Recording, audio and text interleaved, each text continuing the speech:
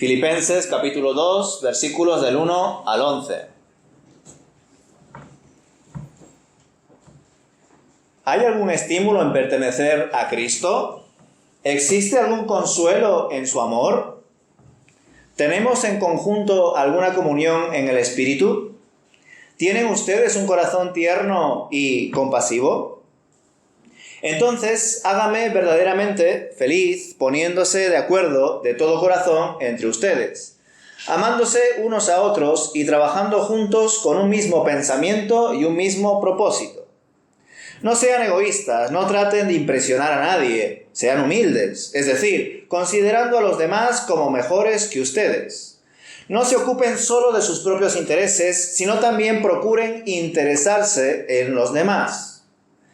Tengan la misma actitud que tuvo Cristo Jesús. Aunque era Dios, no consideró que el ser igual a Dios fuera algo a lo cual aferrarse. En cambio, renunció a sus privilegios divinos, adoptó la humilde posición de un esclavo y nació como un ser humano. Cuando apareció en forma de hombre, se humilló a sí mismo en obediencia a Dios y murió en una cruz como morían los criminales. Por lo tanto, Dios lo elevó al lugar de máximo honor y le dio el nombre que está por encima de todos los demás nombres, para que ante el nombre de Jesús se doble toda rodilla en el cielo y en la tierra y debajo de la tierra, y toda lengua declare que Jesucristo es el Señor, para la gloria de Dios Padre. Pues hasta aquí, hermanos, estos versículos. El apóstol Pablo, tras enseñar anteriormente que pertenecemos a Cristo, que somos de su propiedad, anima aquí a los filipenses a que permanezcan unidos en el Señor, a que tengan en gran consideración el ejemplo de Cristo, el cual se humilló, se despojó de sí mismo, se hizo como uno de nosotros y fue obediente hasta la muerte, siendo por ello exaltado por Dios hasta lo sumo. Así que los filipenses debían de aprender de esta lección de humildad, de amor. Desde luego el apóstol se sentiría satisfecho si los filipenses aprendían esta enorme lección, ya que resulta fundamental tener una vida centrada en Jesús. Cuando se tiene claro cuál es la identidad de Jesús y en qué consiste su obra redentora, la vida cristiana se desarrolla de forma adecuada, pues cuando se tienen en cuenta su gran amor, lo consecuente es expresar ese amor hacia los demás y hacia Dios por encima de todas las cosas. Y eso está apuntando aquí el apóstol Pablo: unidad y humildad. Y es por ello por lo que hace alusión al ejemplo de Cristo, a su humillación y a su exaltación.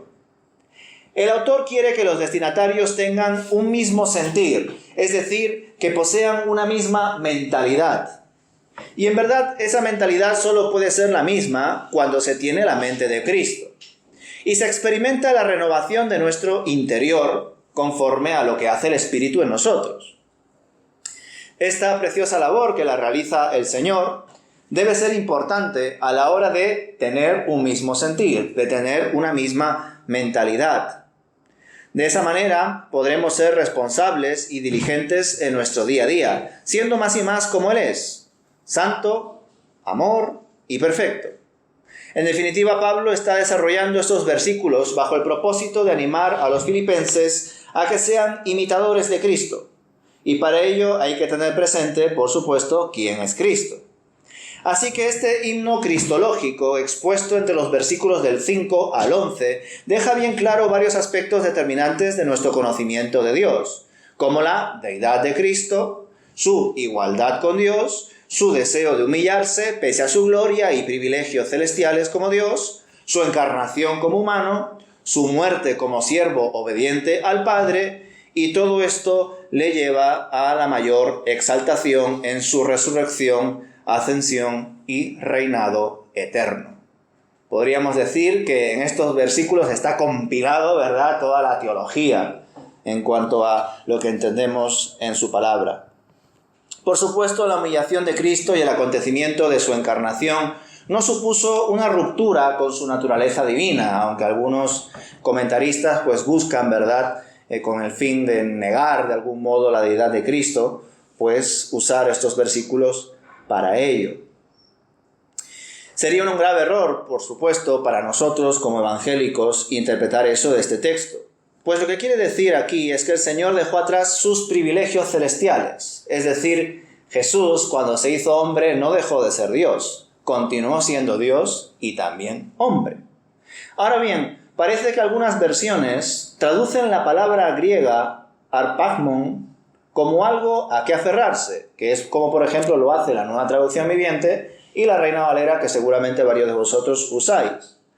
Pero otros traducen este término, arpagmon, como rapiña o robo, e incluso usando la expresión usurpación. Por eso, a la hora de analizar estos versículos, hay algunos, como por ejemplo la versión Biblia textual, pero hay otros más, donde se traduce así: considerad entre vosotros lo que hubo también en Jesús el Mesías, el cual, existiendo en forma de Dios, no quiso por usurpación ser igual a Dios.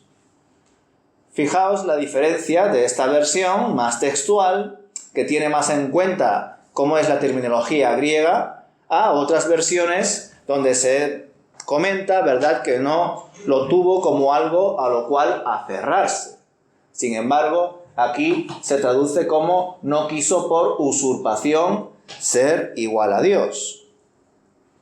Os voy a leer un comentario muy interesante al respecto de este versículo. Dice así: en este sentido, lo que se afirma aquí es que Jesús, como segunda persona de la deidad, no quiso usurpar la posición de la primera persona. Es decir, no codició, como Satanás, el lugar único del Padre. Ahora bien, quienes tuercen esta y otras partes de la Escritura para negar la deidad del Salvador, parecen ignorar voluntariamente que la diferencia jerárquica y funcional de la bendita Trinidad nada tiene que ver con su única esencia. Esto es, el Padre como persona es mayor que el Hijo. Así lo dice el propio Jesús en Juan capítulo 14, versículo 28. Y el Espíritu, no como fuerza o energía, sino como persona, procede tanto del Padre como del Hijo, pero las tres personas tienen una misma y única esencia divina. Dios es Padre, Dios es Hijo, Dios es Espíritu Santo. Son tres personas distintas, pero a la vez todos son un único Dios. La verdad que me llamó mucho la atención esto.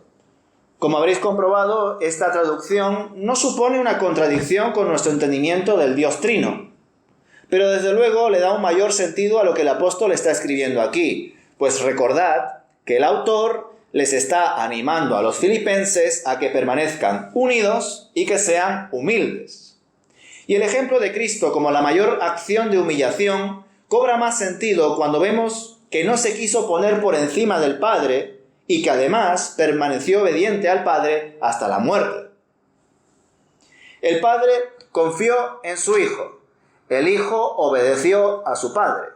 Así que Jesús mismo es el mayor ejemplo de obediencia. Y recordad que nosotros, como hijos de Dios, debemos seguir su ejemplo.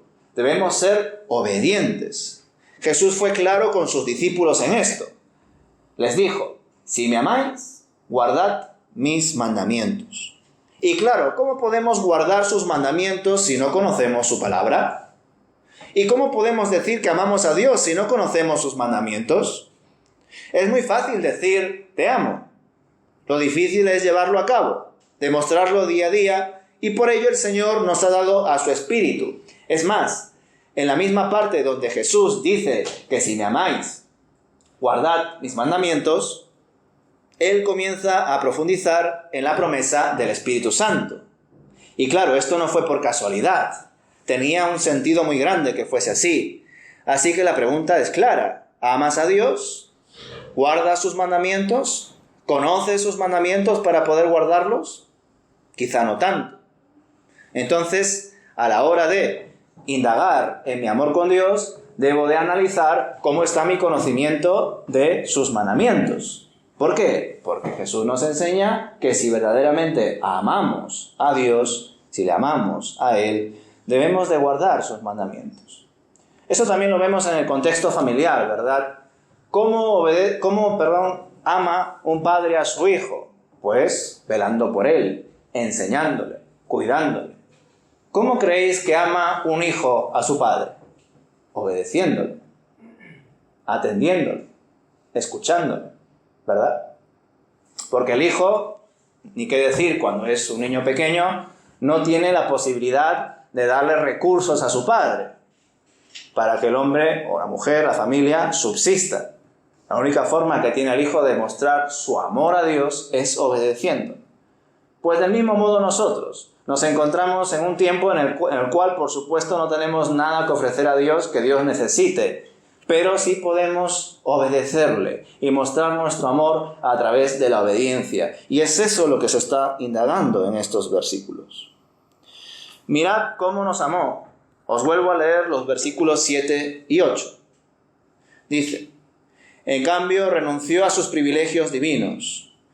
Jesús adoptó la humilde posición de un esclavo y nació como un ser humano. Cuando apareció en forma de hombre, se humilló a sí mismo en obediencia a Dios y murió en una cruz como morían los criminales. Al leer estas palabras, nos damos cuenta de que dentro de su profunda entrega, al hacerse hombre y dejar atrás sus privilegios divinos, no solamente pasó a ser un humano, como nosotros, sino que dentro de la humanidad que adquirió, se humilló más aún, como un criminal, aunque él no lo fue. Soportó la injusticia de ser juzgado por personas injustas. Sufrió por la injusticia de morir en una cruz como un criminal, cuando en verdad fue el único que no pecó ni una sola vez, ni contra Dios ni contra el prójimo. No se me ocurre mayor momento de dolor, impotencia e injusticia que esté el justo muriendo por los injustos, el bueno sufriendo por los malos, el que nos dio todo su amor, recibiendo todo nuestro odio. Y aún así Jesús permaneció fiel al Padre hasta su último suspiro, diciendo: Padre, en tus manos encomiendo mi espíritu. Y expiró. Y en consonancia a toda esta humillación viene la exaltación en los versículos del 9 al 11.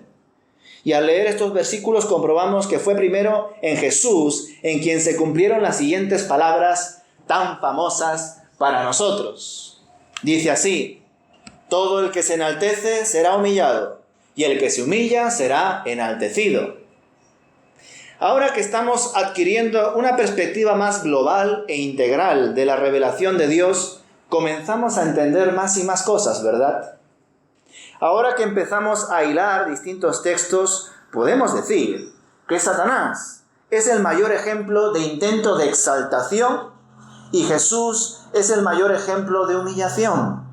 Y por esta razón, y en consonancia a la enseñanza del Señor, Satanás es humillado y Jesús es exaltado. Fijaos qué preciosa imagen. Lo dice todo. El que se enaltece será humillado. El que se humilla será enaltecido. ¿Quién diría que cuando Jesús dio esas palabras, el mayor ejemplo de intento de exaltación fue Satanás? Y el mayor ejemplo de obediencia, de humillación, fue Cristo. Y que en consonancia Satanás fue expulsado y en consonancia Jesús fue exaltado. Y por tanto nosotros solo tenemos estos dos caminos, estas dos opciones: o te humillas o intenta enaltecerte como lo intentó Satanás. No lo vas a conseguir. ¿Por qué? Porque todo el que se enaltece será humillado. Sin embargo, todo aquel que se humille ante Dios será exaltado. Es así, no hay más. Otra forma más de resumir todo: o te humillas o serás humillado. Cada uno que escoja. Así que vemos con estos ejemplos de Satanás y de Cristo que solo podemos tomar dos caminos: el de la exaltación o el de la humillación. ¿Cuál escogeremos? Pues evidentemente el de la humillación. Que ninguno se considere sabio en su propia opinión, que ninguno se considere superior a otro, que ninguno se intente aferrar a nada. Pertenecemos completamente a Dios. Adorémosle por siempre. Que nuestro tiempo aquí en la tierra le honre. Que nuestra vida proclame su buena noticia. Él es nuestro Salvador y Señor. Ahora bien, oremos también por aquellos que han tomado el otro camino, por aquellos que siguen apostando por ellos mismos, que piensan que lo más importante son ellos y ya luego veremos el resto. Oremos por ellos porque están en el camino que lleva supuestamente a la exaltación. Han sido engañados por el diablo. Él en su caída buscó también que nosotros caigamos con él. Así es él. Y desgraciadamente muchas personas están avanzando por ese camino que lleva a la muerte, aferrados a su ego, inmersos en sus apegos, pensando que todo les pertenece, cuando en verdad todo le pertenece a Cristo. Y nada de eso, hermanos, es vida, porque la vida solo es Cristo. Y el sentido de la vida es conocerle a Él y al que le ha enviado. Fijaos ese proverbio, ¿no? También muy famoso. Hay camino que al hombre le parece derecho, pero su fin es camino de muerte. Pues ¿qué camino escogeremos? ¿Este o este? Los ejemplos son históricos, son reales. Este es el resumen de todo. Que cada uno decida, pero o te humillas o serás humillado. O confías en Dios, o intenta confiar en tus propias fuerzas y ya sabrás cómo acabarás, junto con Él, lejos de Dios por la eternidad. Por eso, por supuesto, la correcta opción es ser humilde ante el Señor y Él, a su debido tiempo, te exaltará. No escojas ese camino que te está llevando a la muerte, sino el camino que te lleva a la vida. Cristo es el camino. Por tanto, hermanos, todavía hay tiempo para arrepentirse y creer. Por eso debemos orar y obrar, que ojalá más y más personas confiesen con su boca y crean en su corazón que Jesús es nuestro Señor y Salvador, ¿verdad? Porque las personas que hagan esto serán salvas. ¿Y por qué hago este énfasis en el hoy? Pues porque los versículos de la exaltación de Cristo, los versículos del 9 al 11, no solo dejan claro que Jesús fue exaltado hasta lo sumo, sino que todos se postrarán ante Él y confesarán que Jesucristo es el Señor. Todos. Pero esa confesión universal ya no será una confesión para salvación, sino que será una confesión por exaltación. ¿Qué quiero decir con esto? Que cuando el tiempo acabe y el Señor lleve a cabo su segunda venida, tanto los vivos como los muertos, es decir, tanto los que están en la tierra como debajo de la tierra, como los ángeles y potestades, es decir, los que están en los cielos, confesarán lo evidente, lo que tendrán delante, y todo el mundo verá. Lo verán con claridad, que Jesucristo es el Señor. Pero esa confesión que se menciona aquí no es una confesión para salvación, no implica relación, pues esa confesión se dará porque no existe otra opción, lo tendrán delante. Y esto ya lo vivimos en varias ocasiones, con los demonios y espíritus inmundos, que al ver a Jesús confesaban quién era Él, ¿recordáis? Decían su identidad, y Jesús los callaba. Así que podemos ver que existen confesiones que no implican confianza, relación, fidelidad, sino más bien miedo. Aquí tenemos también otro versículo que hace alusión a esto que os estoy comentando. ¿Tú crees que Dios es uno? Bien haces.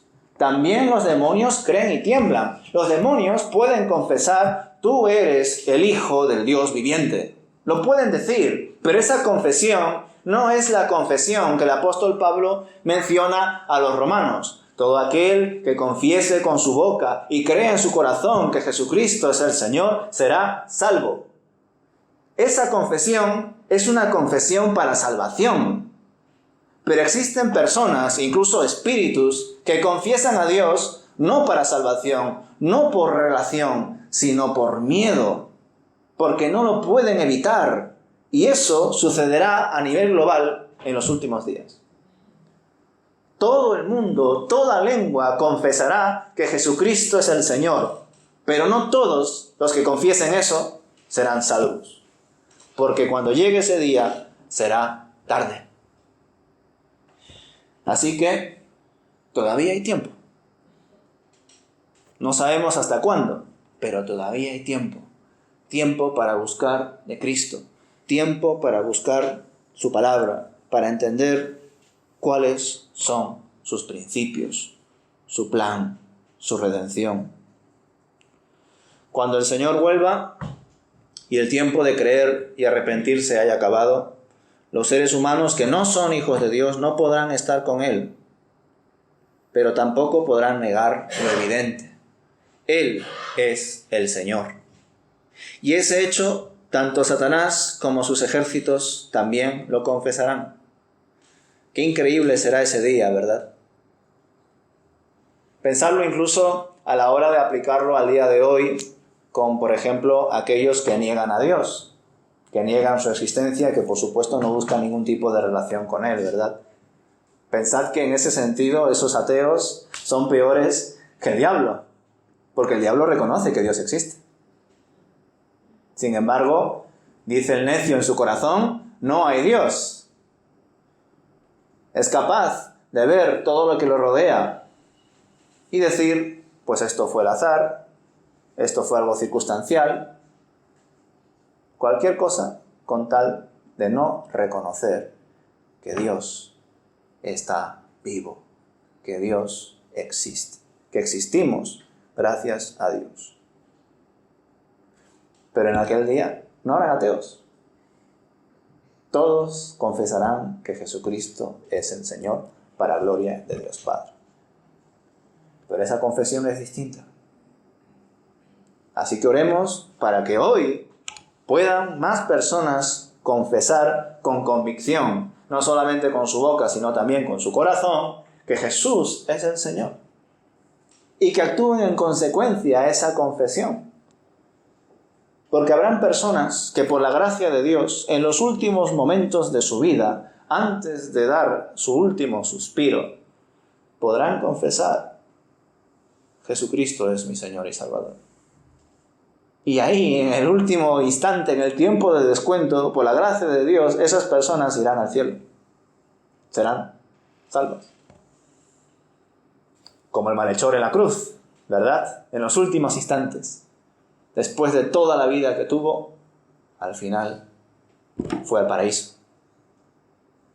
Pero los que no hemos hecho esa confesión en los últimos instantes, sino que todavía, por la gracia de Dios, tenemos una vida por delante, que esa vida refleje lo que tú has dicho en su día. Creo en Dios. Muy bien. Pero ¿cómo crees en Él? ¿Cómo creen los demonios? ¿O como creen los que son sus hijos? Los que buscan más y más de Él. Pues que cada uno considere. Qué bueno es el Señor y qué gran ejemplo nos da. Un ejemplo que no es meramente teórico, ¿verdad? Él no solamente nos da enseñanzas e ilustraciones de cómo ser humilde. No, Él mismo en su propia persona se humilló. Y quizá a alguno no le haya convencido eso de que el término griego en el original se puede traducir como usurpación y quizá le guste más su traducción Reina Valera o cualquier otra que simplemente dice que no tuvo como algo a lo que aferrarse. No pasa nada. Pero si consideráis esa interpretación de usurpación es todavía más impresionante, porque recordad Satanás, Isaías capítulo 14, Ezequiel capítulo 28, en aquel tiempo Lucero quiso ser como Dios. Quiso ponerse en su lugar. Sin embargo, Jesús, si entendemos el término de usurpación, ni siquiera quiso ponerse por encima del Padre, sino que se mantuvo obediente al Padre hasta la muerte y muerte de cruz. Se despojó de sus privilegios como Dios y se hizo un humano. Veis que en este precioso himno cristológico se encuentra toda la esencia del Evangelio. Que lo que Jesús quiere que hagamos, Él lo hizo primero.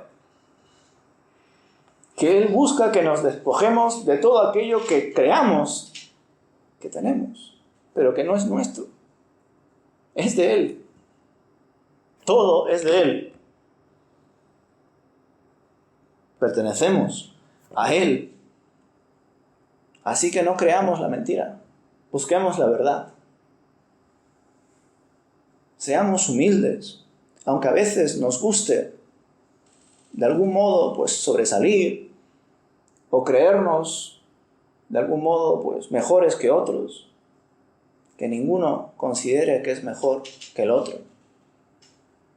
Lo dice aquí, ¿verdad? Versículo 3. No sean egoístas, no traten de impresionar a nadie, sean humildes, es decir, considerando a los demás como mejores que ustedes. No se ocupen solo de sus propios intereses, sino también procuren interesarse en los demás. Pablo lo dice muy claro. Céntrate en Jesús. Él es la única razón por la cual merece vivir. Todo lo demás no merece la pena. Y cuando se está en Él, todo lo demás cobra sentido. Así que demos gracias a Dios por aquellos que confesamos y vivimos esa fe de que Jesucristo es el Señor y Salvador, pero también oremos y roguemos a Dios para que más y más personas puedan tener este mismo sentir, el cual también hubo en Jesucristo. Amén.